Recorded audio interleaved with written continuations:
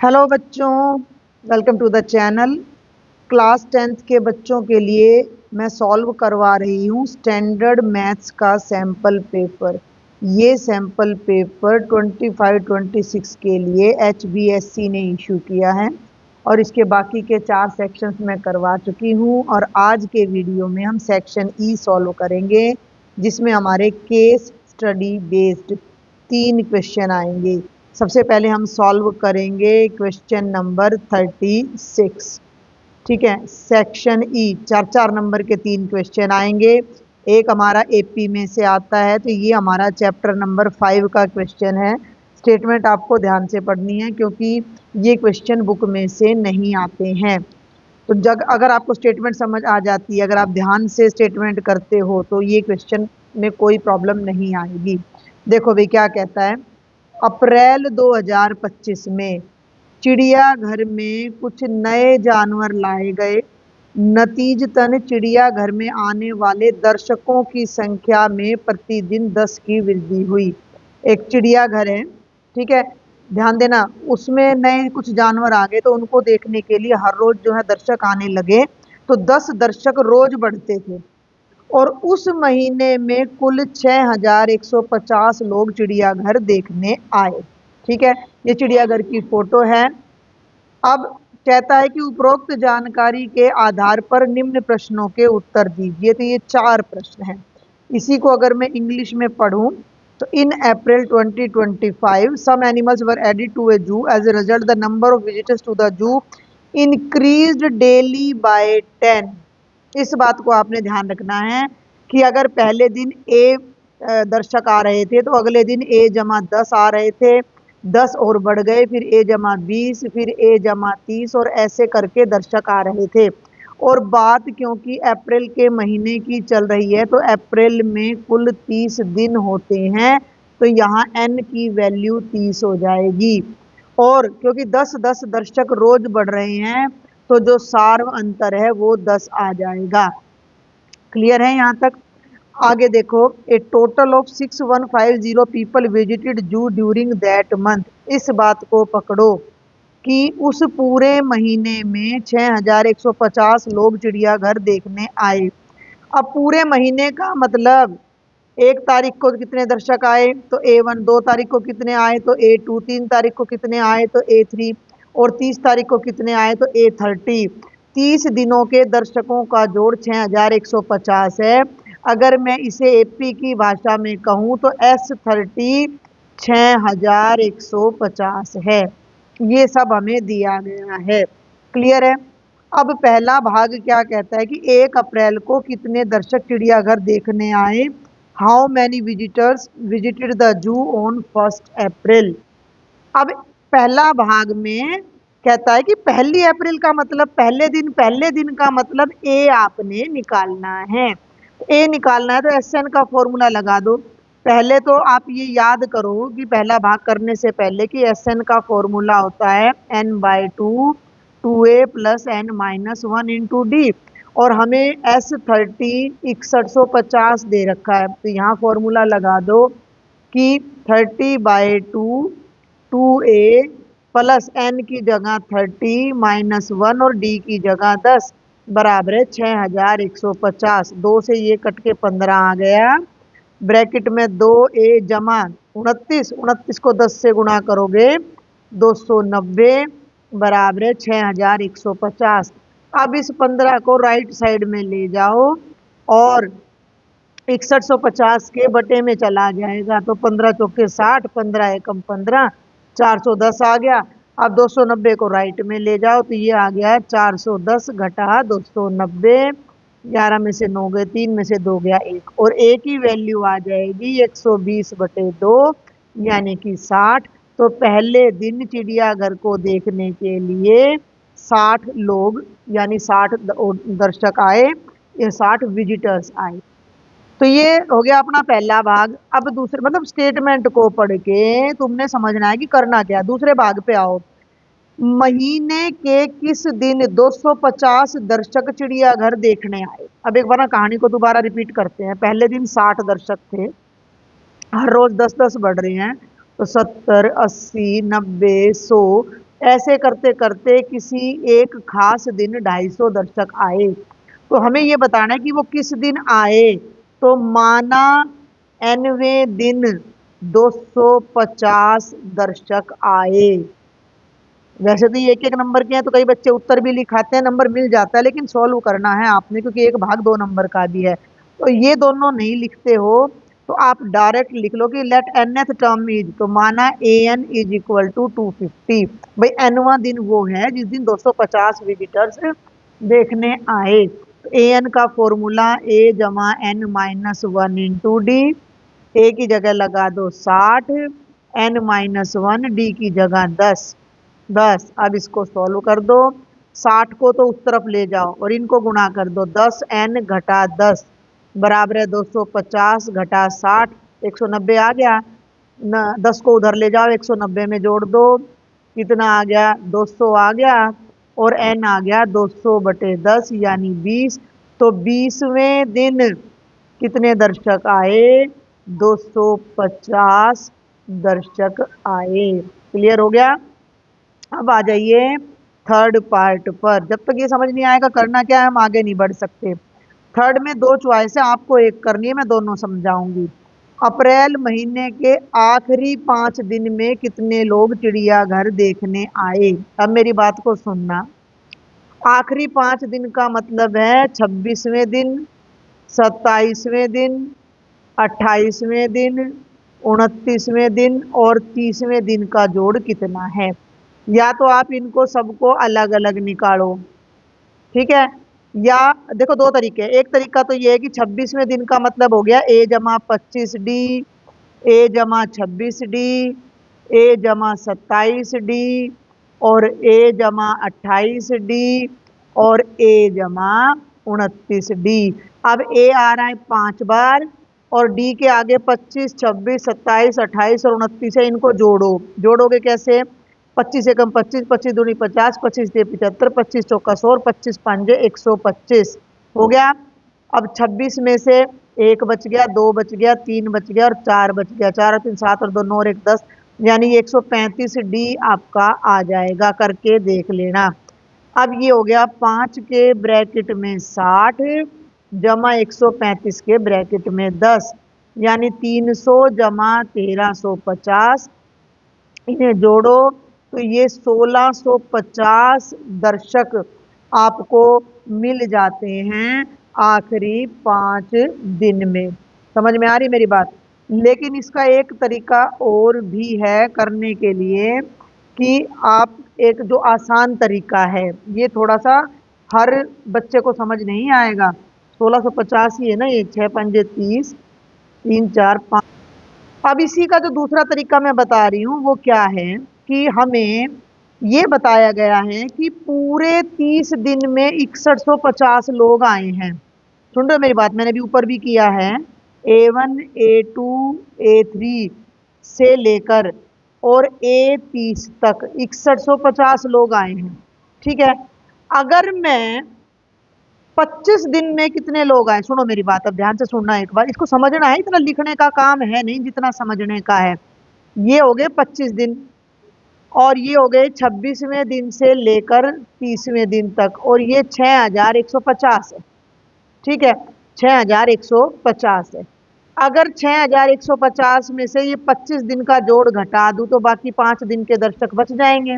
बाकी 5 दिन के दर्शक बच जाएंगे। तो ये आपने कुछ नहीं करना, ये आपने कुछ नहीं करना, आपने सिर्फ ये बताना है कि आखिरी 5 दिन में कितने लोग आए।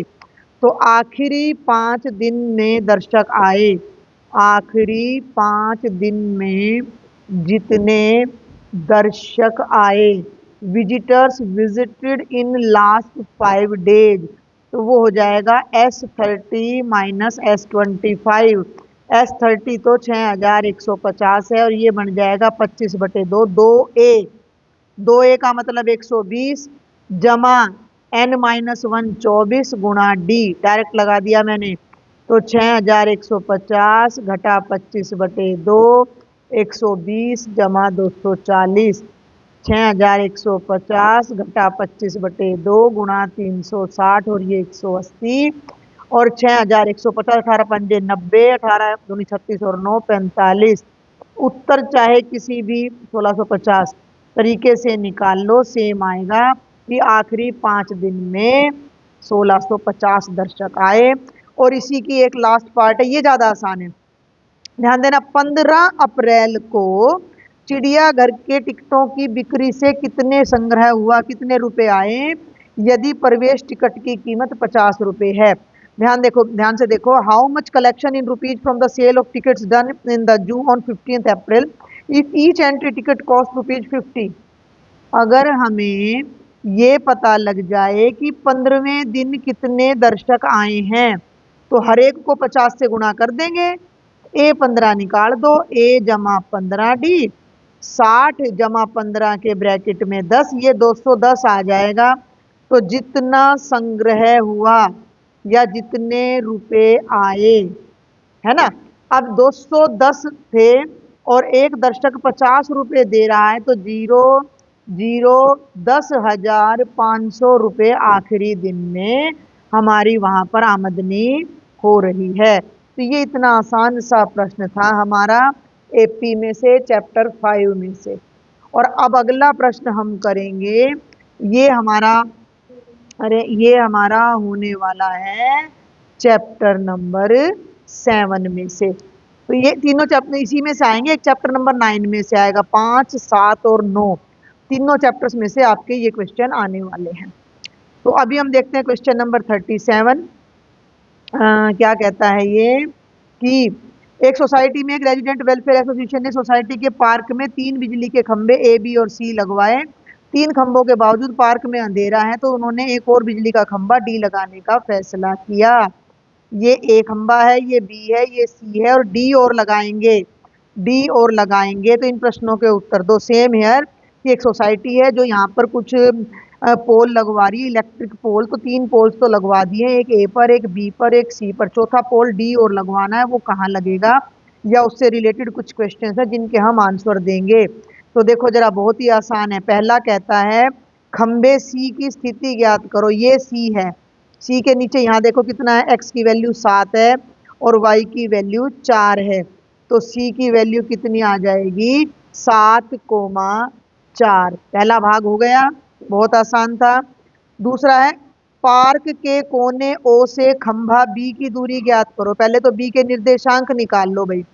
बी इधर आओ, कितना है 4 और इधर आओ कितना है 9।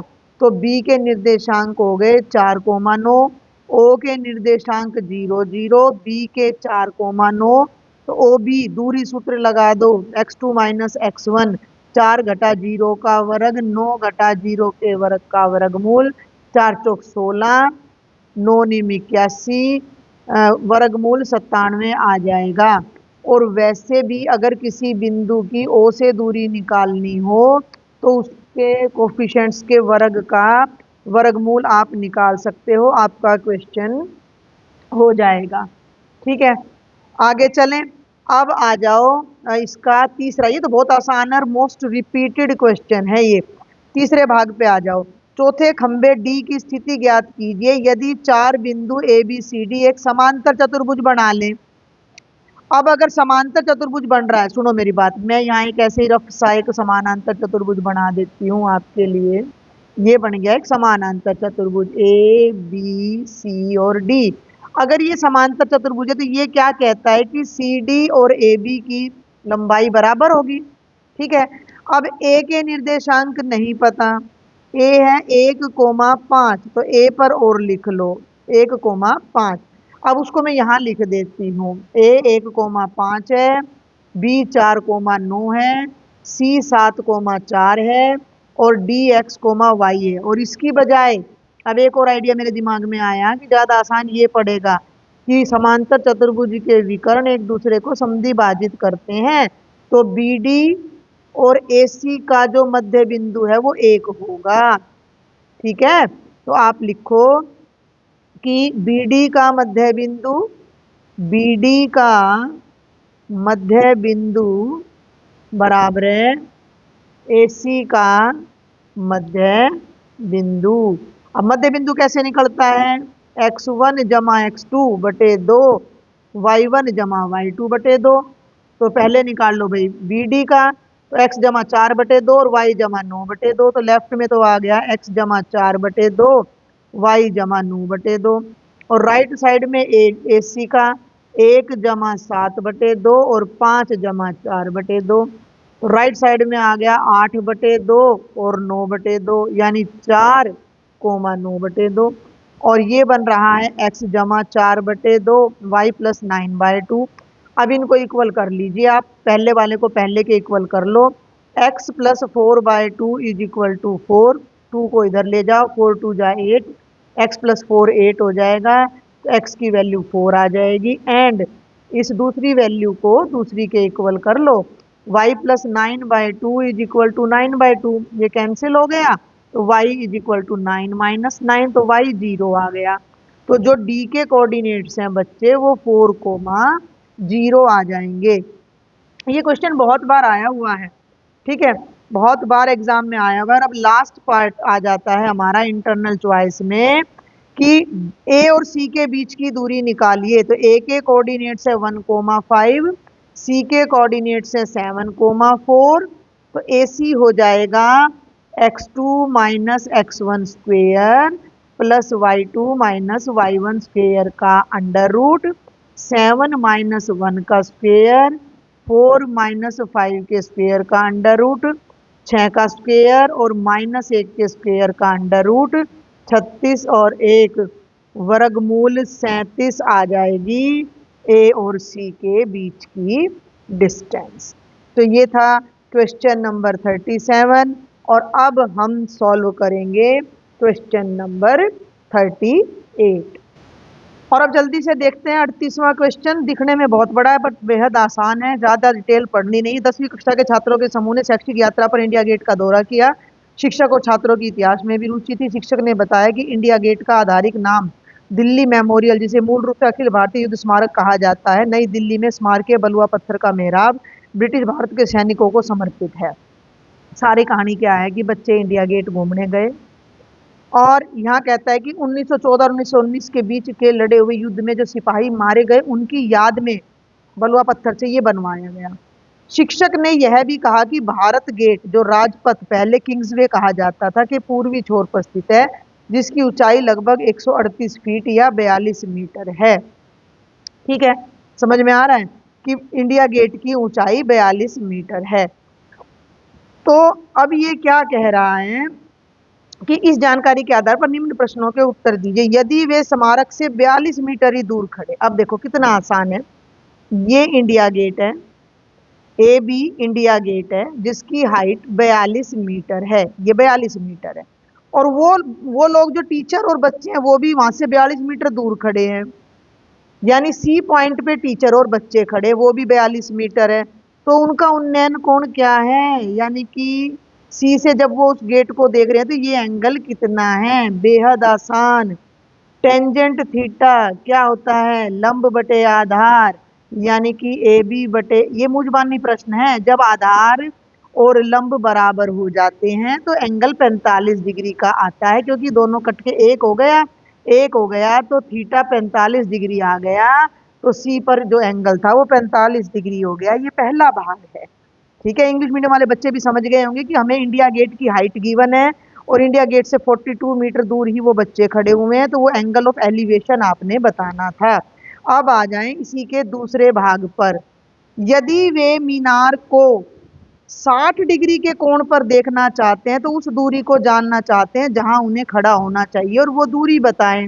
फिर आ जाओ भाई, ये फिर इंडिया गेट है 42 मीटर ए बी, और यहाँ से अब डी पॉइंट पर वो बच्चे खड़े हैं और उन बच्चों का जो ये एंगल है वो अब 60 डिग्री हो गया है। तो ये ए डी कितना होगा, तो टेंजेंट 60 क्या हो जाएगा, 42 बटे ए डी, रूट 3 बराबर है 42 बटे A D, root 3 A D is equal to 42। और बच्चे ये आ जाएगा A D is equal to 42 by root 3, जिसे हम रैशनलाइज कर देंगे तो ये हो जाएगा 42 रूट 3 बटे 3 और ये कटकर 14 आ जाएगा।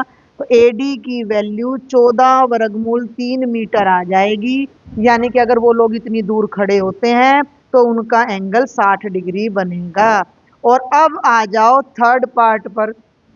थर्ड पार्ट क्या कहता है कि यदि सूर्य की ऊंचाई 60 डिग्री पर है, सेम डायग्राम, तो उस ऊर्ध्वाधर मीनार की ऊंचाई ज्ञात कीजिए जिसकी छाया 20 मीटर होगी।